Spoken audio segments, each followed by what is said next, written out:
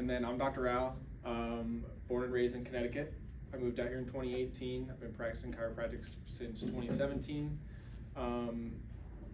I actually had my first chiropractic adjustment at 16 years old after I herniated a disc in my lower back, radiating sciatic pain down my leg, and chiropractic saved my life. So fast forward to today, that's kind of what brought me to become a chiropractor, is someone else helping me. And so that's kind of where I get my fulfillment, is being able to help other people as well. Awesome. So yeah, thank you all for being here. I really appreciate it, and I really appreciate your time. And I want to make sure that's really valuable for you as well. So I hope you guys enjoy dinner, and I hope you definitely take something from tonight's talk, which is going to be about how to live your healthiest life with chiropractic. Okay? So it is going to be a little bit interactive too. So I want you guys to learn about the real power of chiropractic, the 4 Ds that are caused by subluxation. Al, you probably don't really, that's probably a crazy word for you right now, but we'll go over it. And then the dangers of poor spinal hygiene, because just like poor dental hygiene, you can also have poor spinal hygiene, and that also plays a role into your quality of life. So what is your definition of being healthy? So let's start actually with Al, if that's okay. What would you say is your definition of being healthy? Eating relatively clean and having a workout routine. Good. Good definition. Monica? I would say being able to move comfortably in your own body and eating nutritious food. Okay, good. And Emily? I'd go with balance overall of all aspects of things, making sure that you have balance in everything. Yeah, like the 7 areas of life. Yeah. Cool. So the most common definition that I get people saying is feeling well, feeling good, right? It's a really common thought, but it's also a misconception. And I want to explain to you guys why. So, so here's 3 different people, and they all look like they're feeling good, right? So this little boy, he's got a big smile on his face, looking, he's probably pain-free right now, but what he doesn't realize is that he's got tooth decay, and he's gonna end up with a cavity in 6 months, right? And this woman here, she actually has breast cancer. She's not gonna find out. She won't be diagnosed for 5 more years. And this gentleman here, he's out there riding his bike. He's feeling good on that day, but he doesn't realize that he is probably weeks away from a potential heart attack. I don't know if you guys have experienced anything like that. Like, have you guys had cavities? Mm-hmm. No?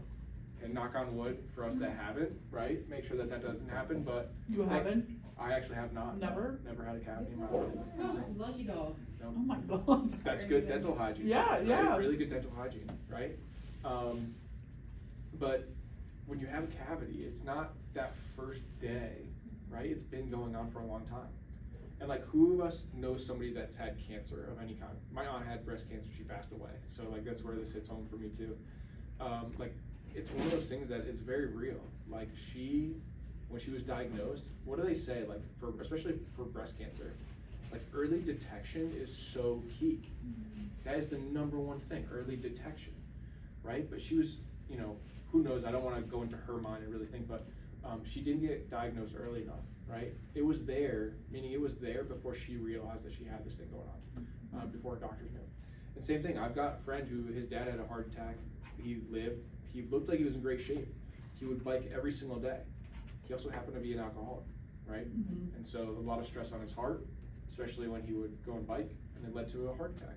But if you looked at him and you'd say he looks fit, right? He must be feeling good enough to go and bike, and then all of a sudden he has a heart attack. So then that kind of leads to the next question is, what's the actual definition of health, right? And so the true definition of health, it's a condition of an organism or of its parts, if you're talking about like one organ being healthy, in which it's performing its vital functions normally or properly. Okay, so it's really more so about how your body is functioning than it is about how you're feeling. Okay, And so when we think about normal function, we need to ask ourselves, how do we assess how we're actually functioning? How do we know if we're functioning well, right? And we can think about like our cars, right? There's different sensors that will tell us if our tire pressure it's okay or not. They'll tell us if our check engine light goes on. We have these sensors that tell us, right? And so we kind of need something there to sense for us, like what is going on, and to tell us that, hey, we need to be looking inwardly at ourselves to see how our body is actually functioning. Okay. So then the question becomes, who is the most important doctor for you? Like, who is that person? There's no right or wrong answers, so just so that you know, okay? Let's start on this side. So Emily, who would you say is the most important doctor for you? Right now, it's my GI doctor. Okay. Yeah. Due to a chronic condition. Mm-hmm. Sorry, Monica, that's Allie. Sorry. It's okay, I got you right as your turn. Who's the most important doctor for you? I think just my general one. Your GP? Yeah, I was gonna say Yeah, the same thing. So it's very interesting that we say that. And I typically do get these different doctors that you think. Sometimes you hear different things, but the truth is that you are the most important doctor for yourself, right? No one is gonna know your body better than you. I don't care who it is. I don't care what degree that they have. You know your body better than anybody else, okay? Not only that, is that your body was actually designed to heal itself, okay? So not only can not only can you kind of sense when things are going on, but the body was designed to heal itself. And I want to just kind of lay this out there with a couple of different examples, right? When you see someone, like a little kid let's say, he's got a runny nose, might be coughing up phlegm, right? Most people would say what? That kid is Sick. right. But let's think about it this way, okay? So the body, what it's doing, it's producing phlegm and snot to catch any bacteria that is going into the nose or the mouth or the throat. It's doing that to catch it so that you can either spit it out, blow it out, or if it goes that postnasal drip, it gets dropped into your stomach into a pile of stomach acid to burn and kill that bacteria. So your body's actually in a state of healing. It's trying to prevent itself from getting any more infestated with these bacteria. If it didn't do that and that bacteria grew and grew and grew, say it gets in the bloodstream, it could end up causing something like sepsis, okay, overwhelming someone. You get someone, this is also why when we see our elderly population die of pneumonia, right, they can't fight off these things, right? And so that's just one example. Another example would be like you have a cut on your finger, right? Monica. Yes, perfect example. Perfect example, right? So Monica had a little bit of an accident, right? Over the weekend, she sliced her finger, right? Now, tell me, like, what did they do, right? What did they do? Sorry, first they cleaned it out. Yep. But then they properly stitched it up so that it can start to heal itself. Mm-hmm. And then they Bandaged it up. Yep. I actually have another one here, and this one already is kind of healed. Oh, this is perfect. This is actually perfect. So you notice how one it like needed some work to be done, right? We want to clean it out so we prevent any bacteria from getting in, stuff like that. The stitch is to help it heal, right? The bandage is also to protect it. But you had another cut on the other finger. Yeah, this one. They didn't do anything, right? And guess what? It's healed. Yeah. Why is that? It's because your body was designed to heal, right? So stitches, cleaning, protection, all helps it, but your body has these things called platelets inside of it, right? And the platelets will bring blood to that area, or in the blood, the platelets will get there, and basically it's the body's natural way of stitching together, and that's what forms a scab, to actually heal that up, and then eventually that scab will kind of flake off, essentially, and hopefully it doesn't leave a scar, right? Medicine, there's a time and a place for it when we have some really severe stuff like that, deep cut, fracture, cancer, stuff like that, medicine shines. But our body was really designed to heal, right, by itself. So, and how our bodies does that is through something called innate intelligence. Okay, this is a term that was coined by Dr. D.D. Palmer. I've got his face over here on the wall behind us. And Dr. D.D., he actually referred to innate intelligence as the force within the body that produces healing and proper function. Healing and proper health, unless it's impaired by spinal subluxation. And he actually said that this innate intelligence, it lives in the brainstem. Okay, the brainstem is the area where all of our autonomic nervous system is. Basically, all the things that we do automatically, we don't think about. So we don't think about digesting our food. We don't think about sweating to regulate our temperature. We don't think about our heart beating, anything like that, right? But that's where that innate intelligence sits. It sits at the brainstem.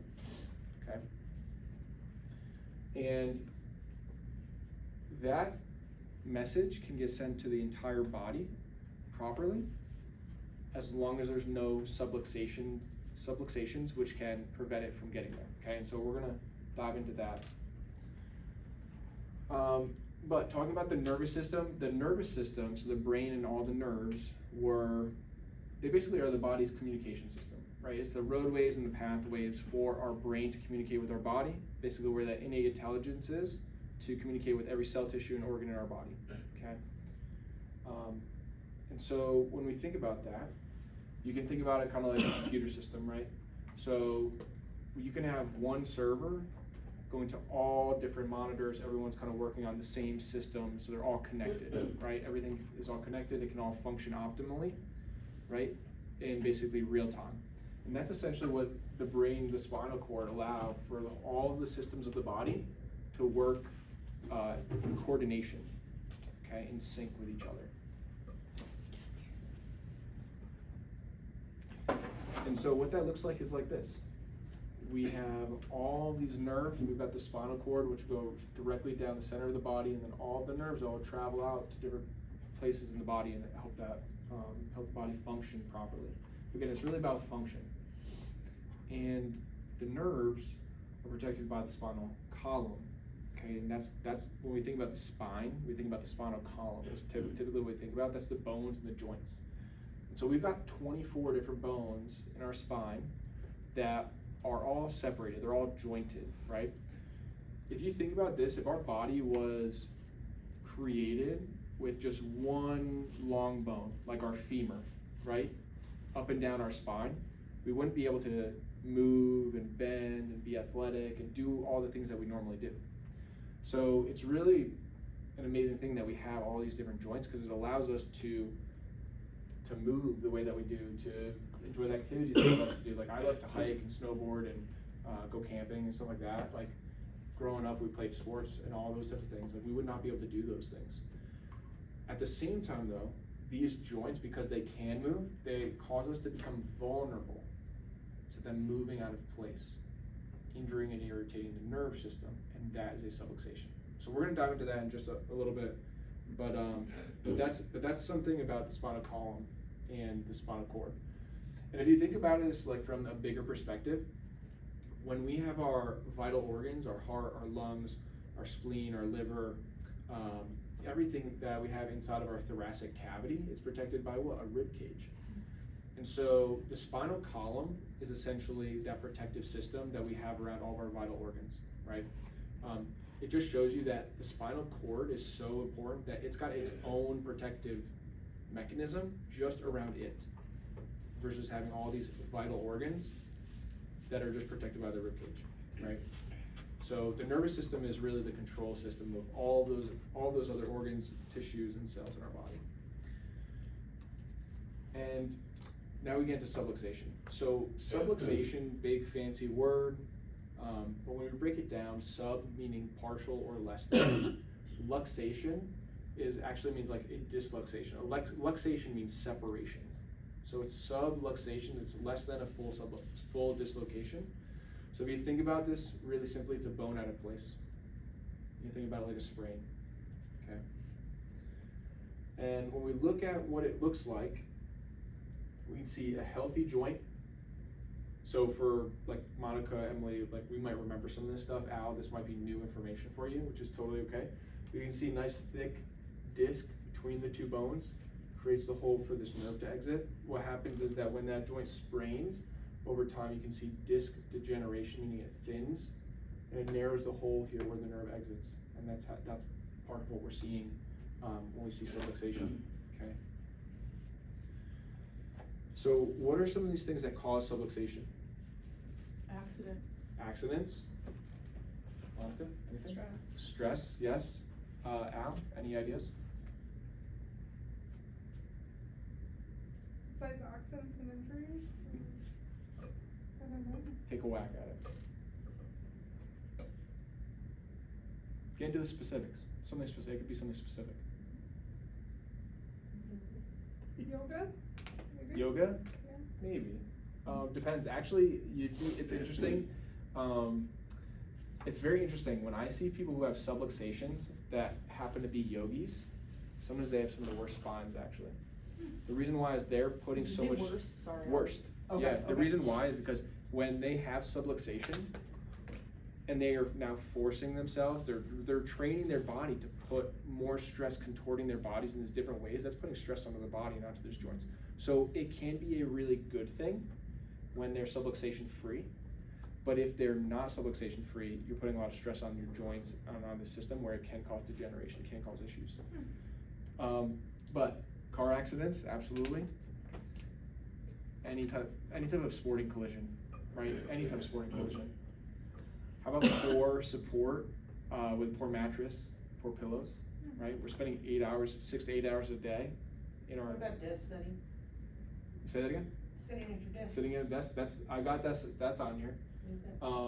So carrying bags, like right now it's like women carrying bags on one side all the time, right? It's imbalance, right? You should be using both sides. It's not comfortable that way though. It's not. So we gotta make it comfortable. We gotta figure out. rotating since I've worked here. Right?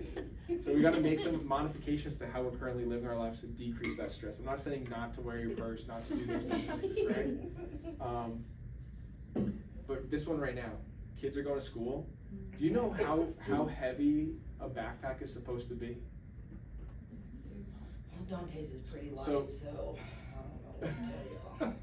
So the backpack for children is supposed to be 10% of their body weight. Wow.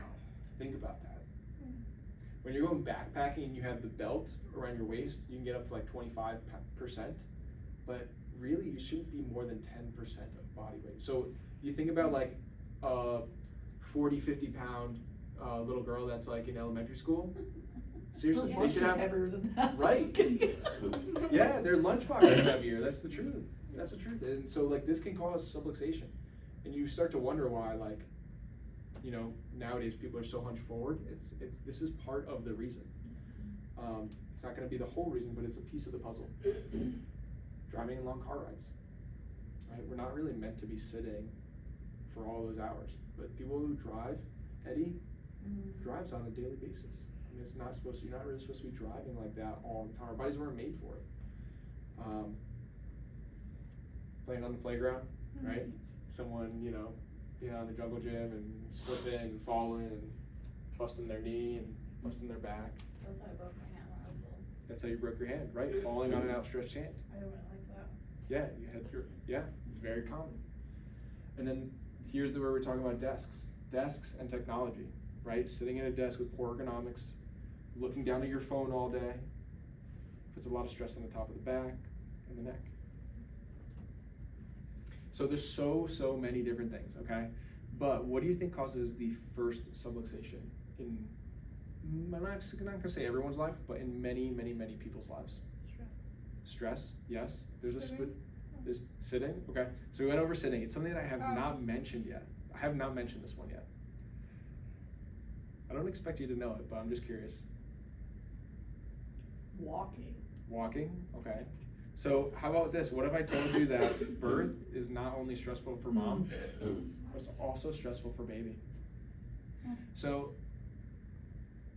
nobody here, I don't think anybody here has had, William's the only one who's had a baby so far, right? Yeah. So what doctors are taught to do is that as the baby's coming out of the birth canal, the head is supposed to be coming out first, otherwise it's a breech birth, right? Like a leg comes out or something like that, we don't want. Okay, so we want baby to come out, face, head down, and we want to see the head come out. What they're taught to do is to do one of three things. Either they're going to grab their hands underneath the chin, they're going to have forceps on the side of the head, or a vacuum to the top of the head. And to help extract the baby, what they do is they pull, and they have to rotate to get one shoulder out, and they keep pulling. And they have to rotate the opposite direction to get the other shoulder out, and they keep pulling. About 30 pounds of pressure. Okay, 30 pounds of pressure on a baby that weighs 8 pounds. It's got all cartilage. Their skeletal structure, the spinal column, is not bone at that point. It's mostly cartilage. No, they bruise their face up all the time when they use their forceps. Right. I mean, my mom tells me, my grandmother's telling me that I was a long labor. My mom was in labor for like 20 hours. I had to have a C-section. Yeah, and so I had like a cone head. Like, it's stressful on the babies too. And so that's where the first subluxation can also happen.